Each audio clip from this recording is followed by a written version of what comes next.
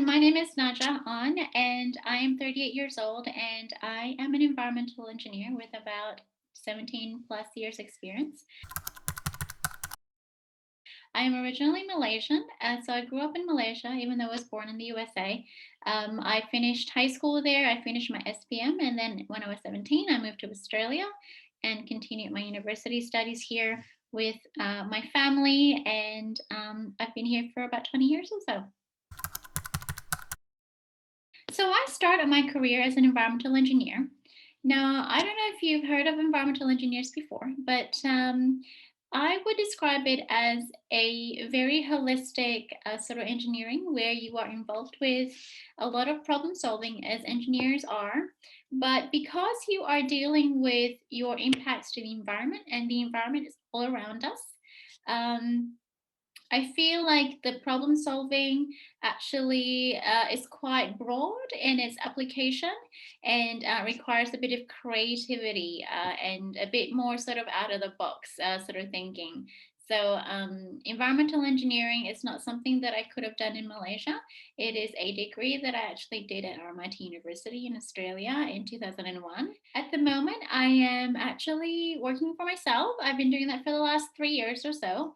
In 2017, I packed up all my belongings in Australia and I moved back to Malaysia actually to kind of work from home and do that, be my own boss. Um, and I am a sustainability practitioner or a sustainability consultant with my company at the moment. It's called Footprint Mechanics. So, environmental engineers are what I call probably the best well-rounded engineers that you can find out there. So basically, if you go and work in an organization, usually there is a team of safety, quality, health, and environment professionals, and usually you would be working under that sort of team.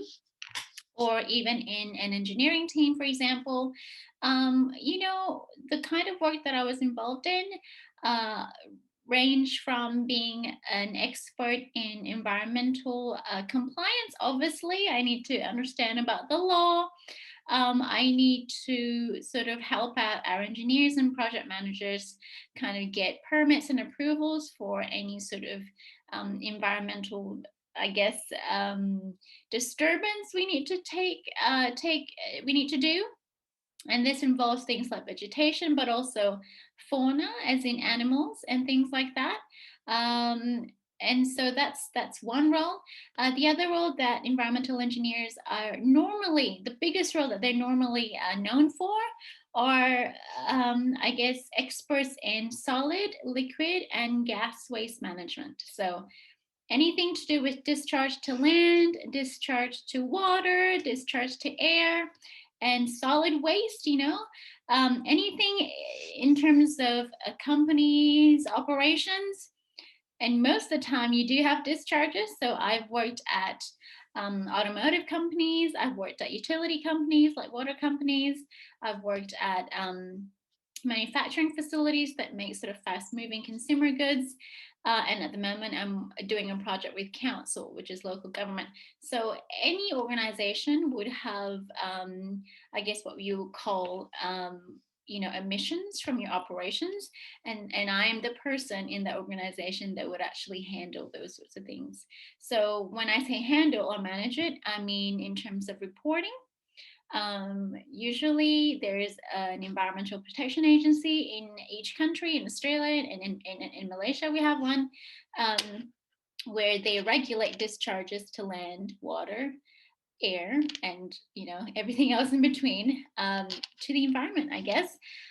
You can't just kind of operate your company without regulating your discharges in the environment. So these need to be sort of regulated under certain sort of protection measure or limits and stuff like that based on scientific current scientific best practice. So that's normally what I'm there for at the company, to look after its environmental obligations.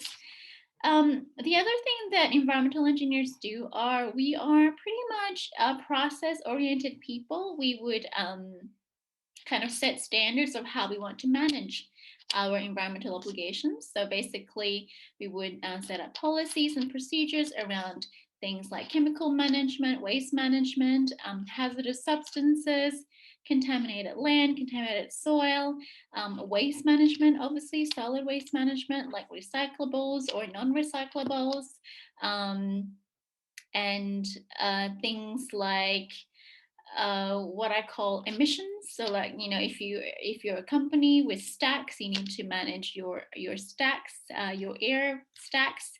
And the other thing that we're good at is what we call pollution control. So there are technologies out there that look at minimizing your discharges to the environment, as I said before. And these technologies are mainly called pollution control.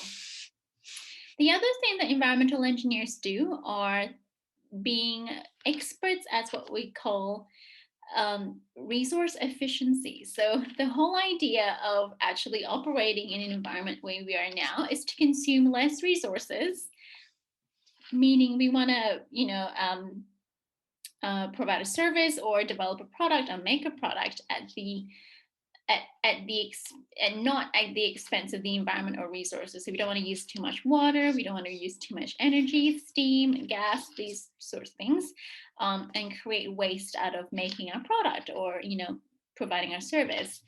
And so what I would normally do on a daily basis is to look at what are the emissions that we sort of emit based on our operations, and I would also look at data in terms of how much electricity I'm using, energy, gas, steam, water, that type of thing. And then I would go to our sort of people who operate and are in control of this sort of operation to reduce that if we can. So how do we do that? We make things more efficient. We consume less of it based on different technologies. And a lot of my role is actually to go to industry-wide sort of meetings or sort of conventions and to pick out what are the best practice, what we call best practice technology out there for the types of work that you're undertaking at your company. So I would bring back those ideas, and we could trial some of those ideas with other scientists, engineers, and management people in my organization, and then we would try and report and monitor whether these things kind of work for us, and without, I guess, without sacrificing the quality of our product or our service. Now, what's interesting about environmental engineering, though, is that I usually get to solve problems when the problems happen at the end of the line. So, for example, usually we would make a product, for example, and then you might have waste coming out of that product and a byproduct, for example, that is kind of useless in an organization. So, usually ends at my desk and someone goes to me, "Hey, Najah, can you find a way for us to take this waste away at the lowest cost possible, and who can process it or take it away or do something with it because we don't want it?" So, and because usually when you want to take waste away, it costs an organization money. So the thing about waste is that it requires monitoring as well. It requires reporting and things like that. So one of the jobs that I'm really good at is to look at solutions, not just to um, take that waste away, but actually I would go back to the processes up the line in the supply chain and go, how can we not have this waste in the first place? So what that entails is that I work with a lot of engineers. I work with other engineers like civil engineers, geological engineers, chemical engineers, mechanical engineers, electrical engineers. I work with scientists. I work with conservation people, land management people.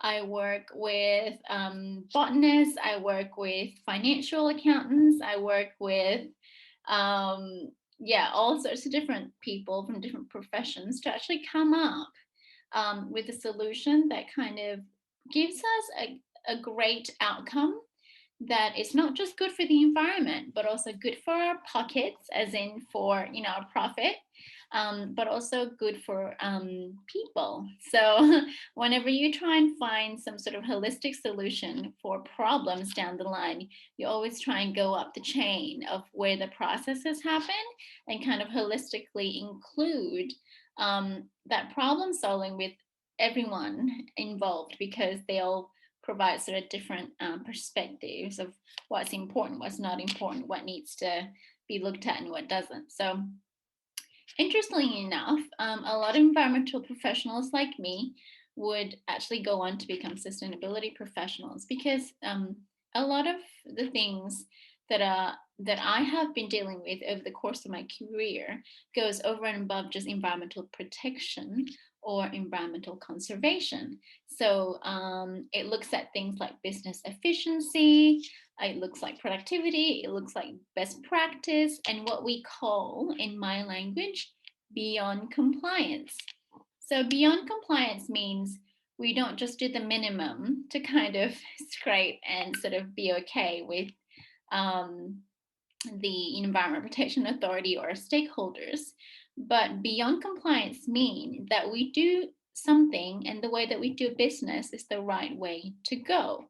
Meaning, our staff are happy, our staff have work-life balance, we purchase the best technology possible to create less waste and improve productivity, but also at the same time look after the customers that we deal with, as well as the people around us, that I guess are immediately close to our facility or our operations.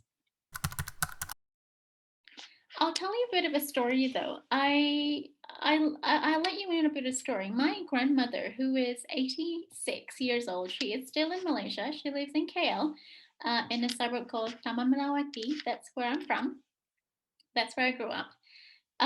She is probably the single most biggest influence in how I turned out today, how I turned out to be an environmental engineer and being the person that I am. So, you know how nowadays people talk about recycling and reusing and minimizing waste and stuff like that? See, in the olden days, my grandma was kind of like already kind of thinking that way, because, she grew up from a place that had not a lot of things. So I grew up with her because my mom was working full time. So she was very close to me.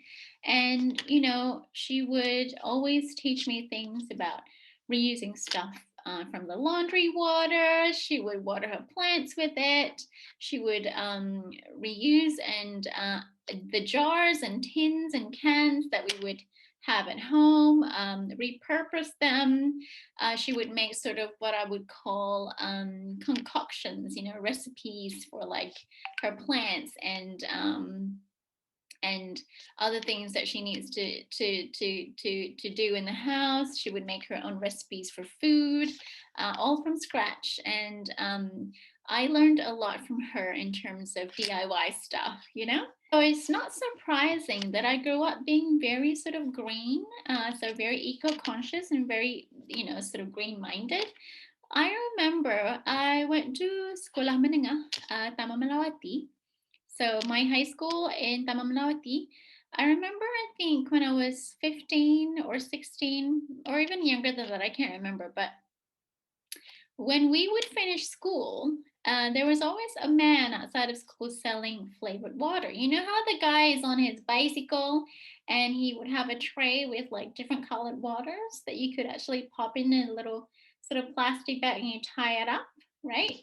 So this man would be selling water when we finished school. And I think we finished in the afternoon. I would come out of school with a bunch of my friends, like 3 girls, and we would go to walk to town. And every time we walked to town, I would see like along the fence line of the school that, a lot of the kids have littered. They've actually buang sampah, merata-rata.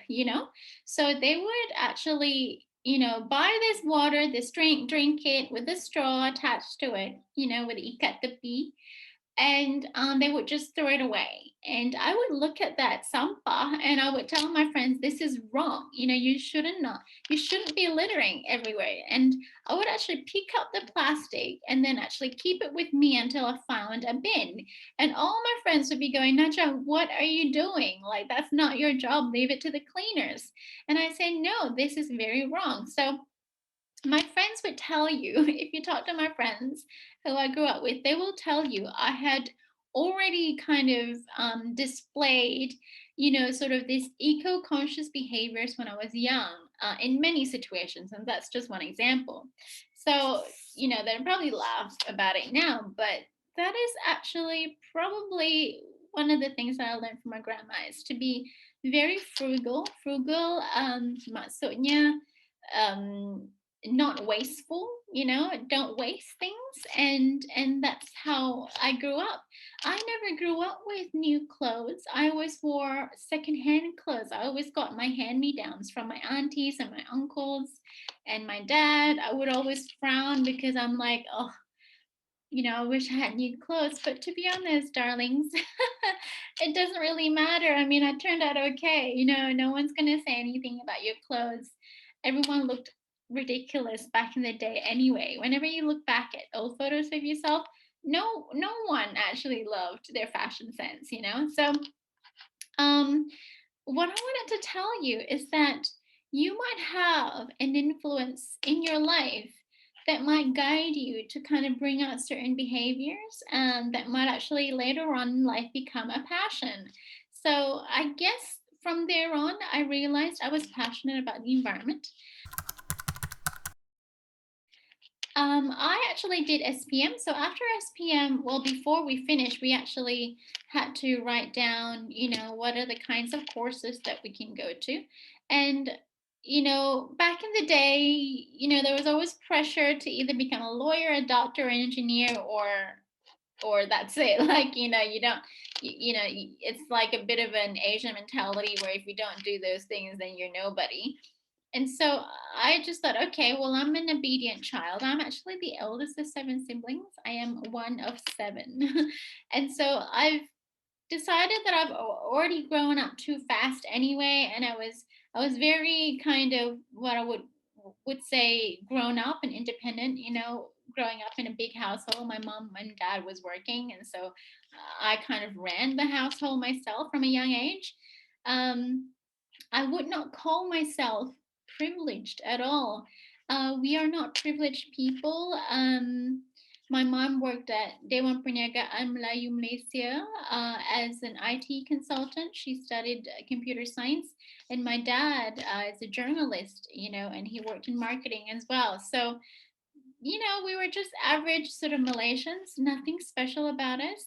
I remember going to school. My grandpa would take me on his motorbike, and some kids would actually, um, kind of maybe think a little bit less of me, a little bit maybe because we didn't have a car. And so at at the end of the day, that's how I grew up. But that has no bearing whatsoever in terms of what kind of future you want to have for yourself.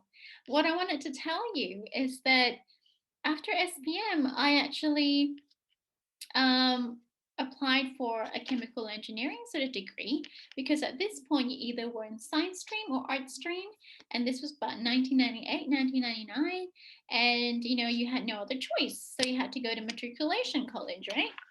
To get into an engineering degree. See, the thing with Malaysia is SPM is only Form 5, and that doesn't equate to what I call O levels or to go straight to university. So you normally have to do matriculation or some sort of foundation studies to go into a bachelor's. So I'll tell you a little bit more about this in a minute, but I'm telling you this because just at the cusp of finishing my SPM, we got approved to migrate to Australia as a family. So by then, I hadn't known what my SPM results were. I moved to Australia when I was 17 with my family. And when I came to Australia, I did what we call year 12.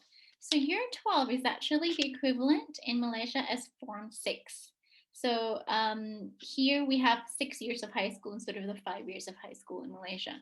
So Form 6 here, which is year 12, after you finish year 12, you actually get like a score to actually qualify yourself to go into a course that you wanted. So to cut a long story short, I won't bore you with that. Basically, there is a book, it was about this big, that showed you all of the university courses that are available all around Australia at all the universities. And I actually came across this degree called environmental engineering.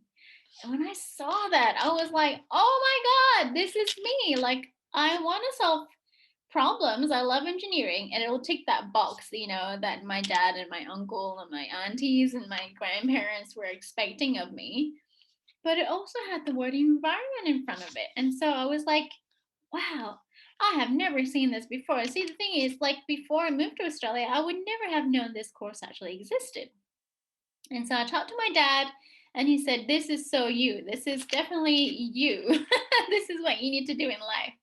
And so, to cut a long story short, I got into the course, and it's a 4 year degree, and 4 year degree because it qualifies you to be included or admitted into the Institution of Engineers Australia. And as part of the 4 year degree, you actually have to do 3 years, 3 months worth of work experience, which is about 120 hours or something like that, to finish your degree fully, to be admitted into Engineers Australia. So that's how I got to studying environmental engineering. And I, at this point in time, have been doing this for a long time, so I'm not furthering my career. I'm actually pivoting in terms of my career and doing sustainability consulting, coaching, and a little bit more business improvement. But that grounding and that foundation in environmental engineering gave me such a good, I guess, knowledge base to do what I need to do today, but also earn a good income throughout the years. There will never be a shortage of environmental engineers that companies need in the future. If you want to know, the greatest challenge that humankind has in this century is actually climate change, and things like food security and water security and food production and people's development and people's health and well-being. And environmental engineering, or this profession is the kind of profession that you want to be, to kind of solve some of the world's biggest problems. So it's a great time to be an environmental engineer, and I would highly recommend it. In terms of work environment, yes, I do mostly work in a male dominated environment. What's interesting is that, when I graduated from environmental engineering, a lot of the guys who I come across, the other engineers look at me and go, well, environmental engineering is not a real engineering, is it? It's not that hardcore as like electrical engineering or chemical engineering or whatever. And, that was the kind of sort of vibe I got early on in my career, but people don't do that anymore. I think nowadays people realize the value of solving problems actually include looking at the environment for ideas. To be honest, there are things that we do that we think actually is the right way to go. But the way that God made our world in terms of the environment, if you believe in God, um, there's certain things that's actually working really well for millennia, for years, thousands of years, that we can actually learn from in terms of solving problems. There's a new line of what we call engineering now, which is called biomimicry, so meaning we mimic what happens in the natural environment to kind of get to the bottom of some of the problems that we're facing at the moment, man-made problems. So there's so many opportunities out there. And so you might think that it's quite daunting. You might feel takut, that you work in a male dominated environment and that people don't kind of value, but I don't think you should have that anymore. Like, girls and women go into the workforce and they are a force to be reckoned with as long as you do a good job and you get along with people very well. Work with people is one of the things that pretty much sets you apart because a lot of processes, a lot of policies, procedures, a lot of reports, a lot of KPIs look good on paper, but you know how they're going to get done is if the people are on board with you. I um I think there is no real barrier to entry in terms of working in STEM, science, technology, engineering, and maths for women nowadays. The only thing that's actually lagging is actually organizations and companies not giving facilities that are women friendly. So for example, when I used to work at a water utility in Perth, I'm in Melbourne now, but I used to work at a water utility there, and we have a drainage coordinator, and it's a her. Her name is Mavis, my good friend, and she would actually every day go out to sites to kind of inspect them, look at asset condition, look at if there's any outbreaks of weeds or pests on our properties. So basically, when you work for a water company, you have drainage sort of assets to manage flooding, right?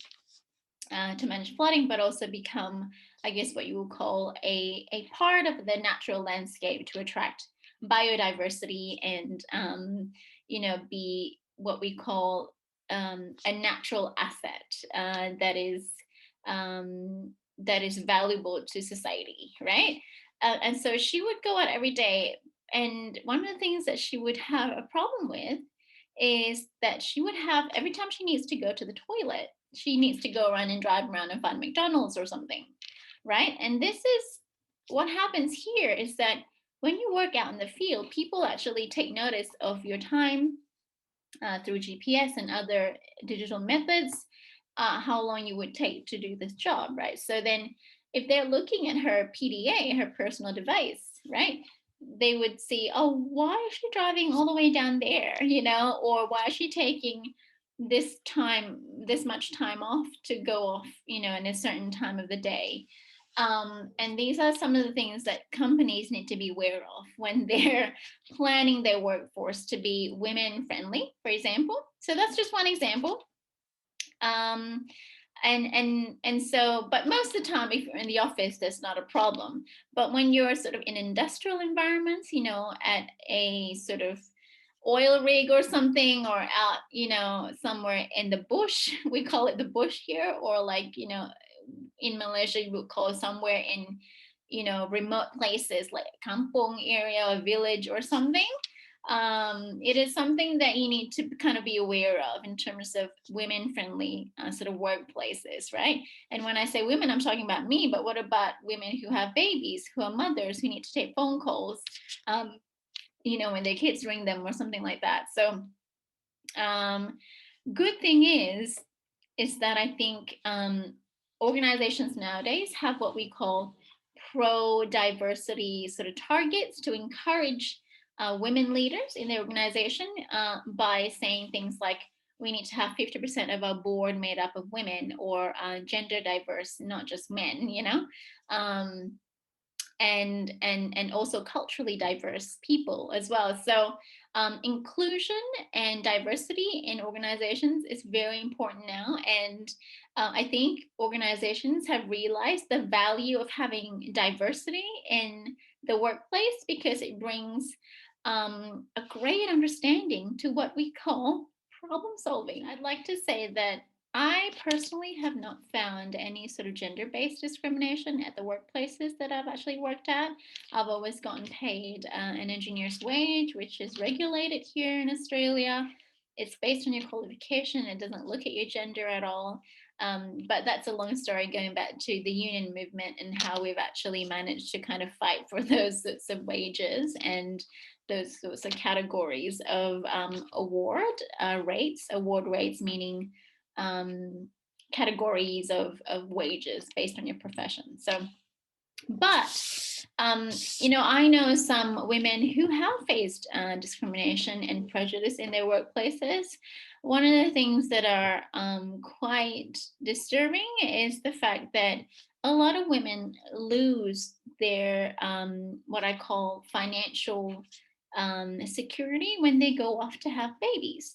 So when you become mothers, for example, you would take time off work, and then during that time, you might get paid or not paid, depending on what you get.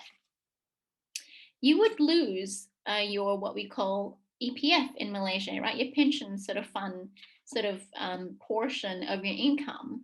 And in Australia, we call that superannuation. So these are the kinds of things that organizations need to kind of improve on. And we've talked about this for years. And one of the things they have kind of done in Australia is what we call giving the dads what we call paternal leave. So, paternal leave means the dad can equally take time off work to look after the baby or the child, just as the mom would. So, the mom can get back to work. So, you have equal share of that work in the first 6 or 12 months of the job, of the child being born, for example. And when you actually go off on maternity leave, you actually get paid for being off, for being a mother. And, when you come back to work, your job should be still there for you. These sorts of different flexibilities should be made available, and it's a given. I mean, who else can bear children? Men can't do that. So it's up to us to do that. And so they should really have, sort of workplace flexibilities that catered for people who need to or have children or yeah. So there are other things that could happen as well. For example, you might be thought of as a lesser team member in your team and not considered for promotion, and things like this. But if anything, that is more driven, in my experience, by personality clashes or with what I call psychopathic managers. So there's a lot of men out there who maybe have a personal issue with having intelligent or smart women in the workplace, um, that sort of threatens their masculinity a little bit. And that is not our problem. So that is usually a man's problem. But what companies can do is they can be a bit more engaged with their male staff, because the thing is, with diversity at work and about advancing gender equity and advancing women's sort of privileges at work, is that men have to be in it too. So we don't just do it ourselves. Men have to understand where we're coming from as well. So, there are things nowadays that organizations are doing to actually kind of train and sort of engage their male staff to understand some of the complexities or issues or challenges that women face in the workplace. It could vary from a change in sort of lingo or language, in terms of how you publicize yourself or how you do things. It could be that whenever you want to purchase a new thing, something big, or make a big decision, you always have to have a different opinion in the room or advice, or include at least a different sort of take on that particular decision with women present or something like that, and make it mandatory. So there's a lot of things happening at the moment. There's, even things like what we call unconscious bias. So a lot of males in the workplace, doesn't matter if you're an engineer, a teacher, a scientist, or an administration person, a lot of them have grown up with, what we call bias against women that they don't even realize that they have, right? And that's a product of their growing up, and that's a product of the way they were taught or whatever it is. And so there are a lot of sort of what I call programs in the workplace now that look at unconscious bias. that happens on a micro basis every day that could affect the way women in the workplace feel, and women in the workplace kind of perform as well, because these microaggressions or mini little things add up to something that's quite big, and then suddenly you don't, without realizing it, you're like, why am I feeling this way?